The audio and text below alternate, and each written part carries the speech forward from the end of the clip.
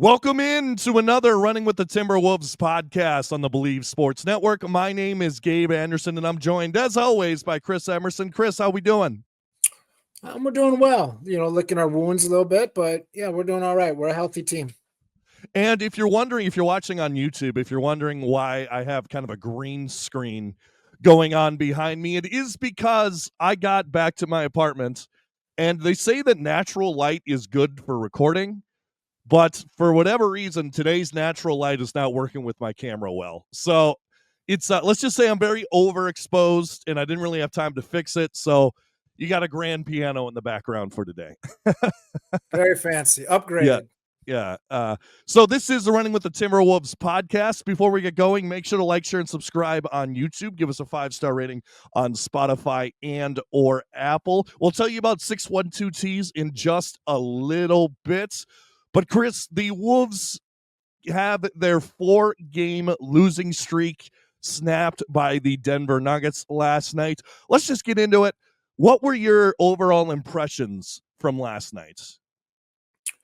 I think it was a good barometer of where we are as a team. I think we needed to have a game like this where it's like, okay, let's play a real team that plays real NBA basketball, and let's get established where we are as a team at this point in the year. I mean, obviously it's not the whole thing's not settled yet, but it was a good thing for us. Yeah, and I have a couple stats on that of the Wolves, I guess, beating the teams that they're supposed to beat other than the Lakers, and not playing well against the teams that they need to beat in the Western Conference. So the combined record of teams the Wolves have beat this year, and obviously, a quick caveat, we've played several teams twice, so I didn't add their record twice because, I mean, what's the point of that? So the combined record of teams that we beat this year, 19-56. Now, to our credit, we've won those games by an average of 16 points. So good, other than, early on that, what was it, the Indiana game, and I think we had another close game as well. I can't really remember who it was, but the teams that are below 500, or I think Portland is 6-6, we're beating up on them, at least recently, which is good, which is what you want to see. We had one of those games where we won by 40. I think it was against Utah. But the flip side of the coin, combined record of teams that have beat the Wolves, and once again, not counting double for the Lakers and Nuggets, because that one, what's the point? 28-10. And in those games, we're losing by an average of 13 points. And let me throw onto that one of those games that we lost to the Lakers, LeBron and Luka and several other players for the Lakers were out. So that counted in to that loss. What does that tell you, Chris? That we're beating up on the bad teams, but can't really perform against the teams that we're going to need to beat to compete in the Western Conference, because the Western Conference is too good. I think it means that our veterans, like our players that were young, when we said, oh, we had a young team, these guys are still young, they're figuring it out. Those guys are now veterans themselves, and they know how to put a veteran, effort level together to beat bad teams. Like, right. A couple years past, we were young, and those guys would, not get up for it, would play poorly, dumb decisions. Now we at least know to handle that. But what it's telling me is kind of what, we've been talking about on this podcast for a year plus, or at least I have been. I don't think we quite have enough high-end talent to compete with the big teams. We just don't. We need a third guy that is an actual danger to the other team's defense, and we don't have that right now. So we're just kind of outmanned. So if we don't play perfect, if we don't move the ball well, if we don't play as a really cohesive team, we just don't have the guns to beat the top teams right now. Right. I would agree with that. The other thing, I mean, we have gone to 2 Western Conference Finals. Now, I will say last year was against a Laker team that didn't have the cohesion yet. The Lakers are obviously playing better this year. And then obviously last year was against a curryless, for the most part, curryless Warriors team. And then reality kind of struck against the Thunder. 2 years ago, I would say it was probably a little different. That's a legit 7-game series win against the Nuggets and then beating the really, I would say that Suns series set up a chain of events that caused the Suns to basically cut bait with Kevin Durant. I would say that was the moment right there. But I think they realized that they're not the team that they wanted them to be. Like, they thought the Suns were going to be the superpower, and they weren't. They were just some names on jerseys stuck together on a roster, and we proved it. Right, and what's funny is the Suns are actually playing better now without Kevin Durant. Well, I think they've also have the worst. They've played the easiest schedule in the entire NBA so far. So yeah, the it's Wolves. early. I didn't look at the stats, but I'm sure the Wolves have as well. Like they have to have been. They have to have been. I mean, they have the Nuggets, Indiana, the Kings. I know they don't have the worst record, but the Kings are gonna implode. Like Doug Christie is calling them out. Their team makes 0 sense on paper. I think they're gonna sell everyone. They are, and they knew that going into it. I think I saw that. I think Jim Peterson mentioned that the Suns have a combined win percentage of the teams that they've played so far this season, like win or loss, is like 35%. Yes, yeah, for the Suns. Yeah, the Kings. That's insane. The Kings schedule has been insane. The opposite. Yeah, which may lead to a quicker destruction of the team. But let's get back to the Wolves. Yeah. What I noticed from last night, and this is why I love going to games with other people, because particularly analytical people, because they know, and you do this all the time on this podcast, they notice things that I don't necessarily notice, and honestly, they give me talking points, which is great. But I was with my dad last night at the game, and he was like, man, the Nuggets are kind of building their lead with Jokic out. And we know historically that the Nuggets have been a bad team when Jokic is not in the game. Now, last night, the Wolves lose by 11. The Nuggets without 12. No, 11. I think 11 or 12. Anyway, the Nuggets were a +8 in 11 minutes without Jokic. So, I mean, Murray was playing well. Gordon was playing well, but a bad bench for Denver. I think the bench only had like 7 points. But, I mean, they were, when Jokic would go out, the Wolves were down 2 or tied, and then they would build a lead and Jokic would come back. You can't beat the Nuggets if you don't win the non-Jokic minutes 95% of the time. Yeah, I mean, he's, in my opinion, probably the 4th best basketball player in the history of the NBA. Like, I've already got him up that high, and he's in his prime right now. So, like, for him to not, for you, I mean, that's something that you don't go up against very often in the history of the NBA, is a guy that's at that level. So he has to be either having a very bad game or no one else on their team has to be playing well for you to beat them. If you're not, 100% locked in, and we weren't, so if we're not playing perfectly, we're going to lose to a team that's as good as Denver. It's just how it's going to be. Right. And to our credit, if you watch our video on our Western Conference predictions, we both had OKC and Denver 1-2 in our predictions. And if you look at the standings right now, that is ringing true. I mean, the Lakers are right there as well. But I don't know. I thought we played the Lakers third. Oh, the Lakers third. Well, there you go. But I would say we did okay against Jokic. Like, we didn't, at least initially, first half. But I mean, Jokic is such a dominant, like you were mentioning. I have him as the best player in the league. I know Shea was the talk of the town last year, and maybe Shea is the best scorer in the league, but overall player, I think it's Jokic with a bullet. But I think we did okay against Jokic yesterday. Nothing really special. I kind of want to talk about fourth quarter here, because I think we're down 2 going into the fourth quarter. And what's interesting is Jokic was in there, but Denver built their lead in the fourth quarter without Aaron Gordon and Jamal Murray. They didn't come in until about 4 minutes left in the fourth quarter, which credit to David Adelman for saying, "Hey, these guys got it. Like I'll put in my stars, quote unquote stars." You can argue about Aaron Gordon, but certainly Jamal Murray is a top 25 player in this league. Keeping him on the bench, and if I don't need to put him in, I won't. And credit to the Nuggets on that. They were able to build a lead with like Jokic and Bruce Brown and Julian Strawther on the court. And the Wolves, now, could it be, do you think that, how much of last night do you think was fatigue? Because I do think that the optics of playing on Monday, and then you have an entire week off, and then you play back to back against a bad team. So you play Sacramento on Friday night, and then you play a Prince night against the Nuggets, one of the best teams in the league, on Saturday.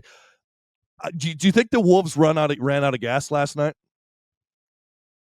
No, I mean, maybe it probably affected him a little bit. I don't think that much. I don't buy into that as much as a lot of people do, especially earlier in the season.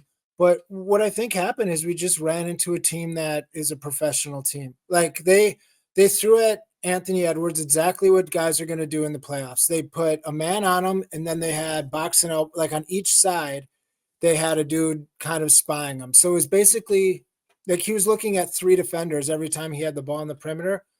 It's been proven to work. Then you make the other guys beat the team, and we can't. Like that's how you beat the Timberwolves is you shut down Anthony Edwards, and you make it hard for him, put a bunch of guys in his face, and we don't have enough talent to beat you otherwise. So they did that to us, and we weren't ready for it, and it's it was a good learning experience. But I mean, I don't want to put an easy blame on it. I think they're just a better team. Like everything, their cuts were better, their passing was better. Even when it got sloppy, like you could tell that they were fine. They were always in control. Yeah, we just have to be better, and that's fine. We got a long season. We can get there. And we'll continue talking about the fourth quarter in just a minute. But first, a message from our sponsor, 612 Tees. Hey guys, just wanted to pop in and say that we are excited to be working with 612 Tees again this season. 612 Tees is an awesome local company that makes comfortable and affordable unique tees for you to wear on game day or any day to support your favorite Minnesota teams. Check out these elite Wolves tees like the Minnesota Ice tee with Ant-Man about to posterize a poor defender. Or maybe you're looking for a big jelly shirt like this classic Naz Jaws tee. Or maybe you want to sport the future with this fresh-looking Rob Dillingham tee. Vikings fan? Well, 612 Tees got you covered with Justin Jefferson tees, Harrison Smith tees, and even the super freak Randy Moss on your chest.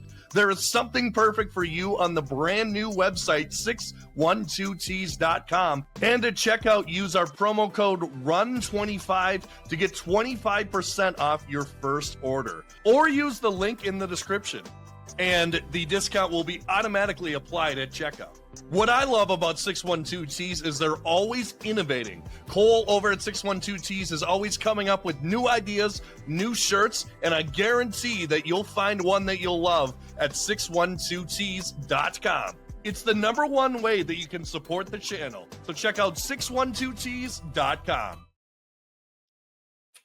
And thanks again to Cole over at 612 Tees. Like he was mentioning, use promo code RUN25, or you could just use the link in the description and you'll get 25% off your order. Anyway, let's get back into it. I thought the Wolves in the fourth quarter, why I mentioned that I think they ran out of gas, was because it was just so stagnant. The ball wasn't moving, the ball wasn't zipping. And Anthony Edwards in his post-game press conference, I'll tell you one thing that I liked about it, and I'll tell you one thing that I did not like about it.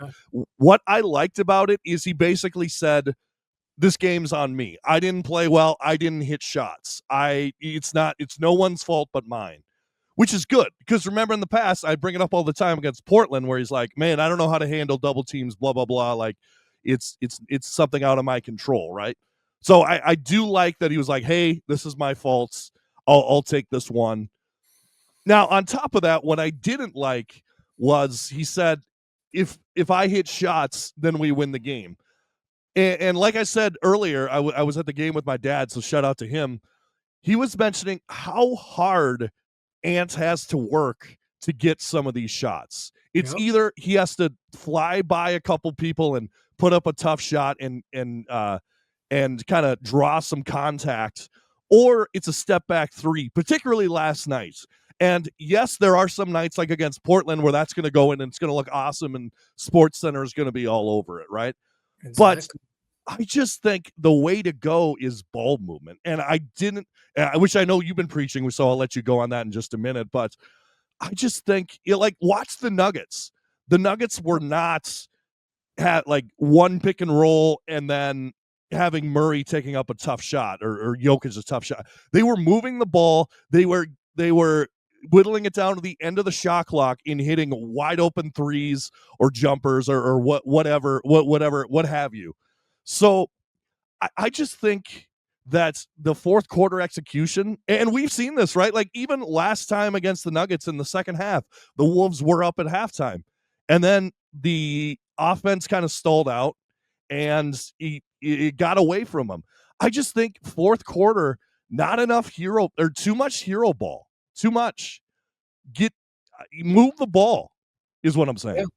I mean, like I've been saying, like ball movement has to be our third star. Like we don't have a third star on this team. Ball movement has to be that. It has to be us moving the ball and getting Rudy Gobert a dunk under the hoop or an alley oop or, you know, swing, swing, swing to a wide open Jaden where either he can shoot that shot or he can drive, get into the paint without a defender, engaging him. Like a Dante DiVincenzo open three. Like we need that sort of ball movement because we're not uber talented enough. And since we don't have a guard that's like a natural playmaker, it has to be team ball movement. Like with Jokic, they can put a bunch of scrubs out there that just try hard and play defense and cut Yeah. because he is such a natural ball mover. Um, you know, Julius sort of is, but he's moving the ball to set up a specific shot. Like he's getting you an open shot. Right. He's not setting up the flow of the offense. It's different. I mean, it's a effective way of passing, but it's different. We need Mm-hmm. we need a guy that I would say in the fourth quarter, Conley needs to bring it up, or a point guard needs to bring it up. And if Anthony Edwards touches the ball, it has to be the second or third pass of the offense. But when he brings it up, the defense can just lock in and set their, what they've practiced all week on how to defend him. Right. And why would you want to go up against a defense that's set up to stop you? Like, I just, if we don't move the ball, we're not going to go very far, is all it is. Right. And like I said, hopefully I Julius Randle in his post game presser did say that he was exhausted. So maybe it is early season weird schedule. Like I know that you said that you don't really believe in that too much, but I do think there is a chance that though it looked like I was at Target Center last night. Yeah. It looked like they were slow and running out of energy. And one thing I will say about Ants, even on breakaway layups and it can one-on-one situations, it seems like he's starting and stopping too much. Like at least last night, it seems like he's seeing the defender stopping and then kind of throwing up pump fakes and almost look like he's trapped a little bit. Yep. I guess He's getting too deep. He when yeah, that happens, he needs to get off the ball a dribble and a half before that is what it right. is. He's dribbling into like, oh damn, now I'm I'm in the mud. Yeah, And he's got to do 4 pivots to try to hopefully find a glancing view of someone to pass it to. Like, no, get off the ball before that. right. But we've got, like I said last podcast, we've got tape of us moving the ball as a team and Oh yeah, blowing teams out, and now we have tape of us not moving the ball and the offense looking crappy. Like these are valuable lessons, valuable things to have for tape for a coaching staff. It just matters if we learn from this. Like I don't care right, about this win or loss, but come the last game of the season, we have to not be playing this way. right. And I totally agree. And like I said, if the schedule was more difficult, we may be looking at like a 6-6 team or something like that Oh, right yeah, now. or worse. We've not played Or very well. Like, the no, wins that we got early were Anthony Edwards bailing yeah, us out with superhuman stuff. That's right, you can't rely on that. And then, we played a bunch of bum teams. Like, right. congratulations, Right. And here's the thing. If we were in the Eastern Conference, I wouldn't be as concerned Right. because I think there's enough weak teams in the Eastern Conference where if you just beat them and then win one or two, or not one or two, but a couple good teams just sprinkled, I think you're okay. I think you could easily sneak into the 6th seed or something like that. Right. If But the that's your goal. Western Conference is going to be a gauntlet, and we've already seen it. These teams are winning. Houston's turning everything around right now. The Lakers are good right now, even without LeBron. There's people saying that Coming maybe they're back better. next week, Yeah, maybe? there's also people saying that maybe the offense runs better without LeBron. I don't know. I Sure. I, I can't confirm that. Obviously, we saw Denver last night. They're cooking. I do think Mhm. Valanciunas was a great pickup for them. Oh, I yeah. think just a little more heights, and he made some stuff happen. Tim Uh, Hardaway, great pickup. Tim Hardaway, yeah, just now he doesn't do that every night. Obviously, he They doesn't. don't need it. Yeah, they don't need it. They just need it on occasion. And OKC, yeah, that's what okay, we don't get from our role players. That's what people like when we have a guy like Jaden go for 20 points, or people think it's the greatest thing in the world. He's a starter. Like, most NBA teams, if you go through box scores, you've got role players off their bench every game that give you 20, 25 points just popping up here and there to really affect the game.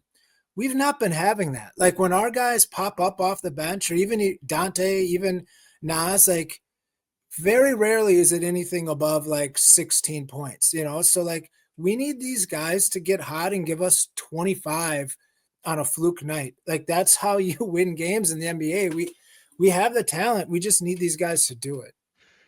and I will say they needs to happen against good teams. Like Yeah, right. yeah, Exactly. I don't care I what you do versus a terrible team. I right. Like, really don't. let's be honest. Against if we played the Nets Yeah. 82 times, we'd probably win 80 of them. Let's be completely honest. Yes. Ant in Julius and the rest of the starting lineup, that's enough to beat Yeah. like in the Nets or For sure. Indiana right now, which I feel bad for Indiana. That's must be tough. Game 7 of the NBA Finals, and then now it's everyone's hurt. Neesmith just got hurt. So it's tough times for the Indiana Pacers right now.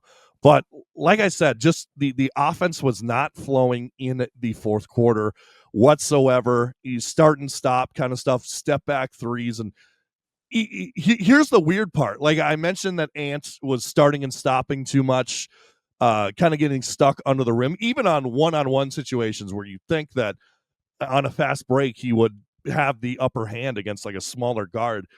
But there were in the fourth quarter, there were two times the Wolves got down 11, two straight possessions. Ant flew by the defense full speed, got right to the rim, easy layup. He did it once. The Wolves got to stop, came right back down, did it again. And obviously, Denver called a timeout and took control after that. But that's what I'm thinking. I'm like, more of that, please. Like Yeah. even even if you miss a layup, if you go hard to the rim and rather than trying to finesse it, if you go hard to the rim and miss, I will be less angry than if you're trying to finesse it and go by the defender and Yeah. doing like a cute move. I've Now, always had a yeah, problem with his release point from the ground. Like, a lot of times Anthony Edwards gets, like you were saying, all the way under the hoop and then tries to jump up towards it, or he puts the big euro on, like you said, going around. And when he's going towards the basket, he's basically jumping straight up at it. mhm. Whereas when you see his free throws start piling up and he starts getting double digit free throws, it's usually when he's taking off at like the dotted line, or like a step or two inside the free throw line, where he's got a long time to fly in the air. That's when the contact happens on the body. That's when you've got a better chance to look at the ball or look at the rim to put the layup in. I think his jump point is a problem I've had with him almost his entire career. So I hope he moves that back out and he jumps from more distance. I think that's something that Michael Jordan was great at, and it just gives more time for the other guys to follow you. But I so the positive from this game that I will mention. The Nuggets shot 48% from three. The Wolves shot 29% from three. Randall, Jaden, basically the starting lineup. Not Naz had a good game, but the starting lineup were like 20, probably like 19% from three looking at it.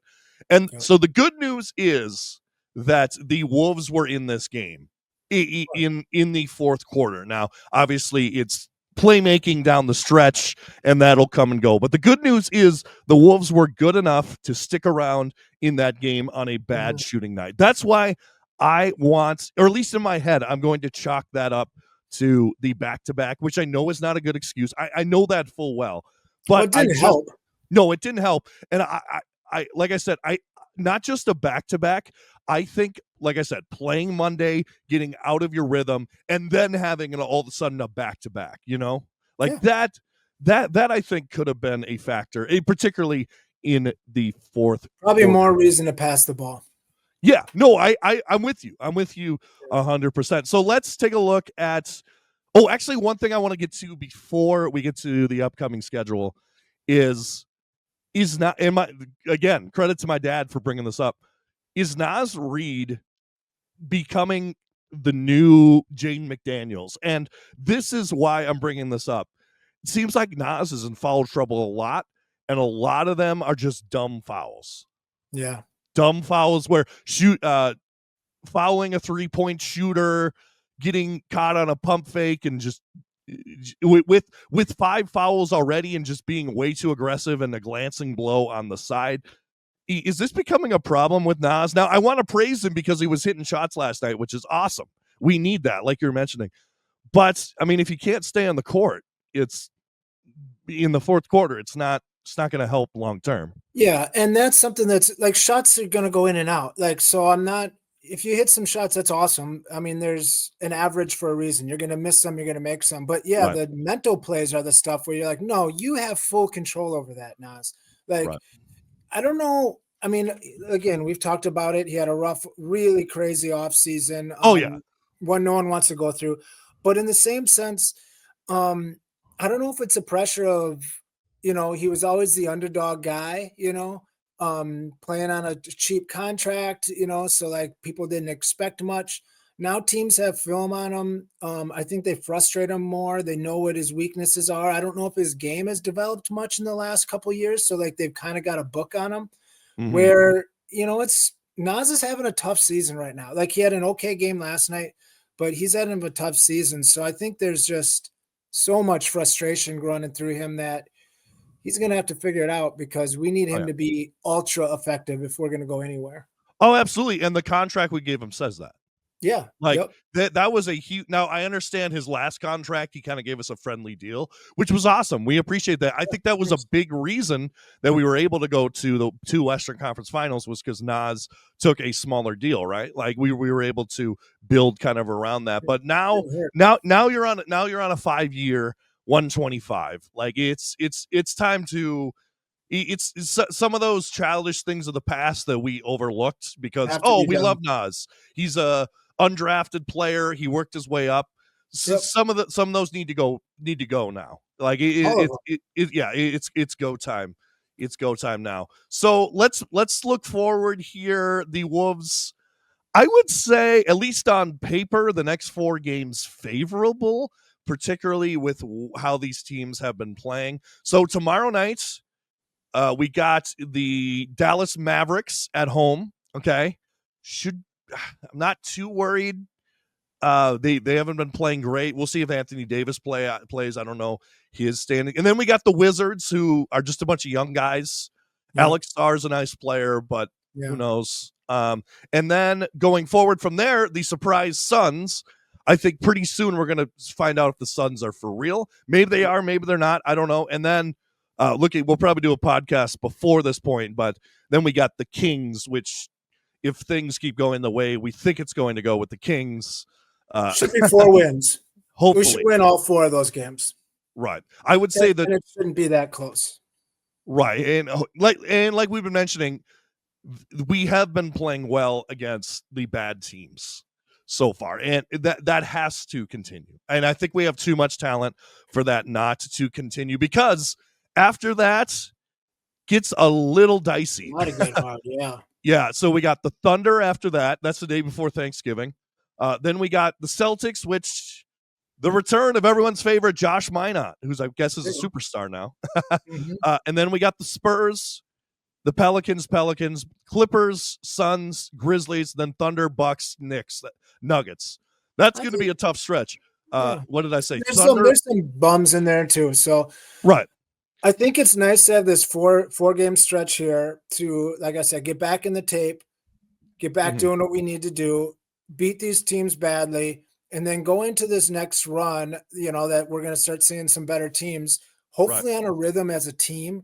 Right. Hopefully not so hero ball. Anthony Edwards, guess what? You're not going to be MVP this year. That's cool. Don't try to be MVP. Just play the way the ball is supposed to play. And let's just see what happens. Okay, last note, kind of a fun note. As I was mentioning, I was at the Denver game last night, and it was my first game at Target Center for the year. I went to a preseason one against the Long Lions, so I don't know if that counts. But anyway, I actually got to meet in person one of our favorite guests here, Charlie Walton.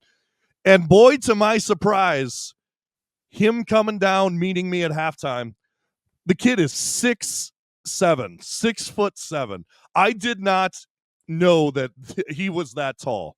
Right. I thought he's got a starting role on the all Timberwolves coverage team, I guess. Yeah, no. And by the way, if you're listening, Wolves PR or Wolves, I guess, whatever, press, the people that handle the press credentials, let Charlie in because he's going to do amazing stuff. But I got to meet him. Fantastic kid, as I thought from talking to him. He's going to do amazing things. We're going to have him back on the show pretty soon. But check him out, Charlie Walton _MN. Charlie Walton MN on X. If you haven't already, should check out his stuff at Zone Coverage as well. Just wanted to give him a little shout out. And like I said, I couldn't believe this giant walking towards me. It really threw me off. So anyway, I think we're going to end it there. Chris, thanks so much for being here. Hey, let's go on a win streak.